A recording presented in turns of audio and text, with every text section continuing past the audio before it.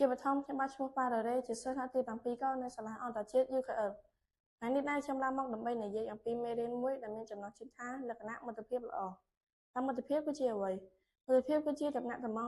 វាងមនុស្សម្នាក់និងមនុស្សម្នាក់ទៀតដែលពួកគេចូលចិត្តនិយាយជាមួយដើរជាមួយលេងជាមួយរួមសុខរួមទុក្ខជាមួយនិងប្រាក់អារបាំងផ្សេងៗដល់គ្នា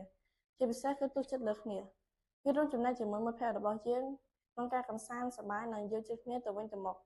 យើងនឹងថាមិត្តរបស់យើងស្រឡាញ់និងចូលចិត្តយើងហើយយើងក៏ដឹងផងដែរថាពួកគេនឹងបបួលយើងឲ្យខិតខំរៀនសូត្រនិងធ្វើអ្វីមួយដែលមានប្រយោជន៍សូមអរគុណដែលបានទស្សនាវីដេអូនេះសូមជម្រាបលា